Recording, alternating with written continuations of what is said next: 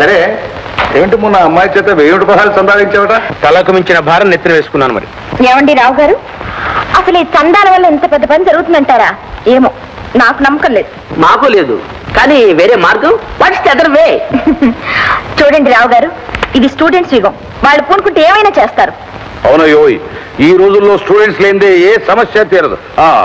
అందుకని మీరు మా కాలేజీ స్టూడెంట్స్ ని కలుసుకుని ఒక మంచి ప్రోగ్రాం ఏర్పాటు చేయండి. Best idea sir. Idea best కానీ ఈ స్టూడెంట్స్ తో పెట్టుకుంటే అది కరెక్ట్. ఏమిటి రావు గారు ఆలోచిస్తున్నారు? మీ ఇంట్లోనే ఉన్నాడు కదండి స్టూడెంట్ లీడర్ మిస్టర్ మాధవ్. ఉన్నాడమ్మా, కానీ వాడు ఒక మాదిరి మనిషి. ఇలాంటి వాటికి ఒప్పుకుంటాడా అని. ఎందుకు ఒప్పుకోడు? మీరు చేస్తున్నది కూడా స్టూడెంట్స్ కోసమేగా. చూడండి రావు గారు, మాధవ్ను ఒప్పించే పూచి నాది, మిగతా పనులు మీరు చూసుకోండి. ఇంకేవయ్యా? చాలా బాగుంది, ఫస్ట్ క్లాస్. ఏమండి, చాలా బాగుందండి. వెరీ గుడ్, వెరీ బ్రహ్మాండం, ఫస్ట్ క్లాస్. పదండి చేస్తా అండి. కానీ సంధ్య, ఏమిటి సడన్ గా? మీరే రప్పించారు. నేనా?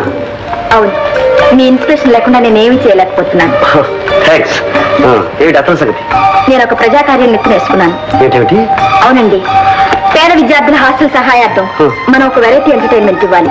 అందులో ఒక ఐటమ్ లో మీరు హీరోగా వేయాలి. నేనా? మరి హీరోయిన్ ఎవరు? మీరెవరు కోరితే వాళ్లే. నేను కోరుకున్న వాళ్ళు ఒప్పుకుంటారా అని? నేను ఒప్పిస్తాగా. ఒక పని చేయండి, నీకంత సమయం కానీ మీరే ఒప్పేసుకోండి. మీరు భలే చమత్కారంగా అన్నారు. అవ్వా అవ్వా, ఏమిటా ఎకేకలు పక్కపక్కలను? పెళ్లి కావాల్సిన పిల్లలు లక్షణాలనే ఇవి. అత్తయ్య, ఆడపిల్లలు పెళ్లి కాక ముందు నవ్విందే నవ్వు. ఎందుకు? నీలాంటి అందమైన అబ్బాయిల బొట్లో వేసుకోవడానికా?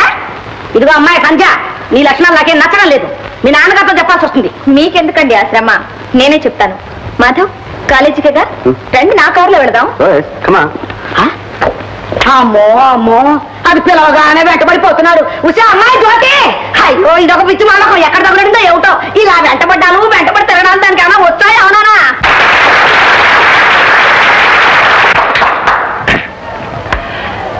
మహాశిలరా, పేద విద్యార్థుల సౌకర్యం కోసం ఉచిత వసతిగృహ నిర్మాణార్థం మేము తలపెట్టిన ఈ విద్యార్థుల కార్యక్రమంలో ఉత్సాహంగా పాల్గొని ధారాళంగా విరాళాలు ఇచ్చినందుకు మీ అందరికీ నా హృదయపూర్వక వందనాలు.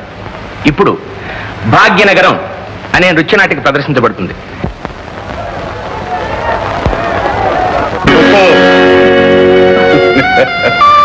అందరి కళ్ళు నీ మీదే ఉంటాయి. ఎందుకో తెలుసా?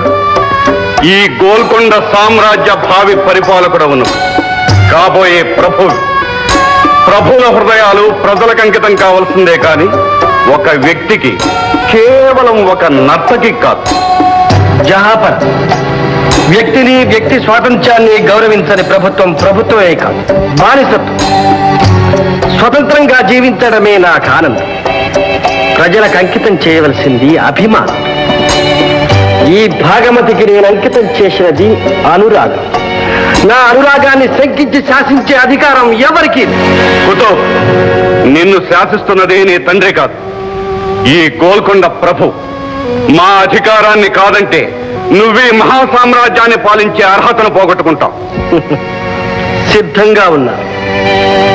నాకు కావలసింది ప్రేమ సామ్రాజ్యం. కుతుబ్, మనస్సు మార్చుకోలేవా? మన్నించండి జహాపన, అది అసాధ్యం.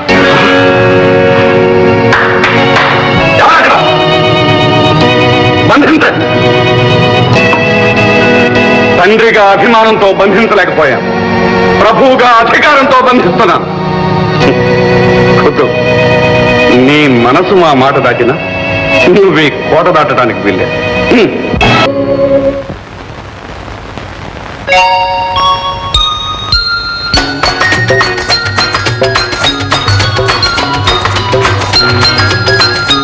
Madhav, please help.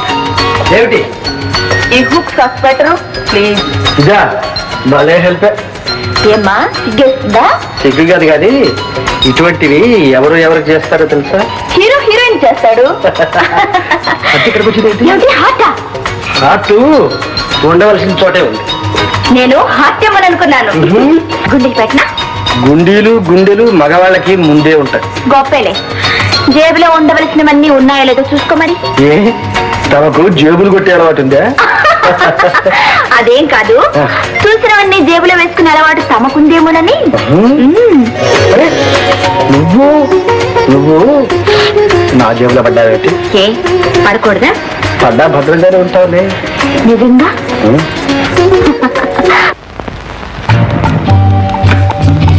Madhav,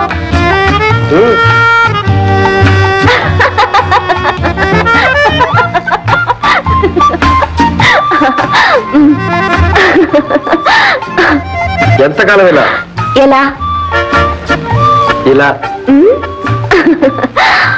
bore కొడుతోందా? అవును, మార్పు కావాలి. మనిషికా మనసుకా? ఈ రెంటికి ఉన్న సంబంధం ఇంతకాలం అయినా మన లవ్ స్టార్ట్ అయిన చోటే ఉంది. కాస్త ముందుకు వెళితే కొత్త రుచులు, ఇంకాస్త ముందుకు వెళితే కొత్త అనుభవాలు, ఇంకా కాస్త ముందుకు వెళితే సాగరంలోకి. అవును, దిగాలి మరి సంసార సాగర్లోకి. ఓహో, అదే అయ్యగారు కోరుకునే మార్పు. నీకక్కర్లేదా? మనిద్దరం కావాలనుకుంటే చాలా. ఏ మీ నాన్నగారు ఒప్పుకోరా మన పెళ్లికి? No fears. మా డాడీ నేనెంత చెప్తే అంతే. ఇంకేం చెప్పేసేయ్. ఓఎస్. ఎప్పుడు? చేపే. నువ్వు కూడా రావాలి మరి. బ్రేక్ఫాస్ట్ మా ఇంట్లోనే. ఓకే? ఓకే.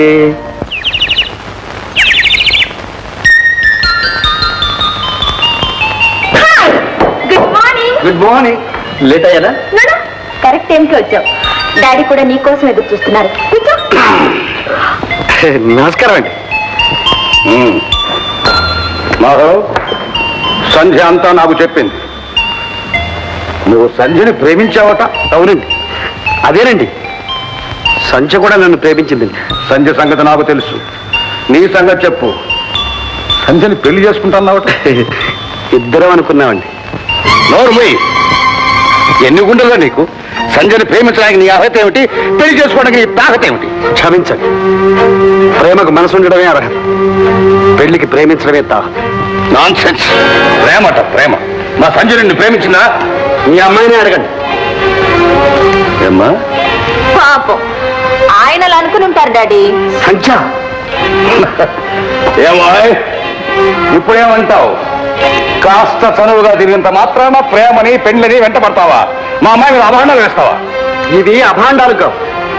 నేను మీ అమ్మాయి వెంట పడలేదు, మీ అమ్మాయే నా వెంట పడింది. నన్ను కవించింది. పగలనక రాత్రనక నాతో విచ్చలవిడిగా తిరిగింది. నోరుమై, ఎవరిని అంటున్నది? మీ అమ్మాయినే అడగండి. నిజం అవునో కాదు? అవును డాడీ, అంతా నిజమే. ఇప్పుడే ఉంటారు. ఇదంతా కేవలం చదివేనంటారా?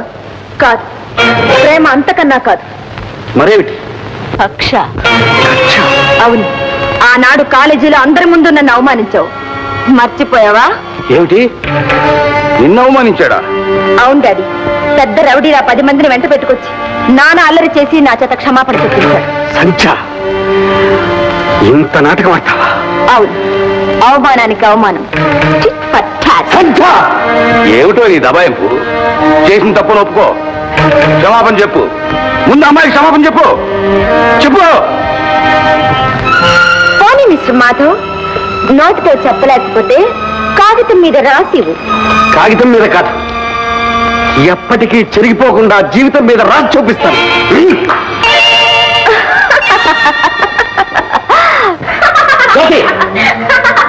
కాకపోతే ఏమిటి బావా, ఆ సంధ్య మత్తులో పడి మమ్మల్ని అందరినీ మర్చిపోయాం. మేమెవరన్నా కనిపించావా?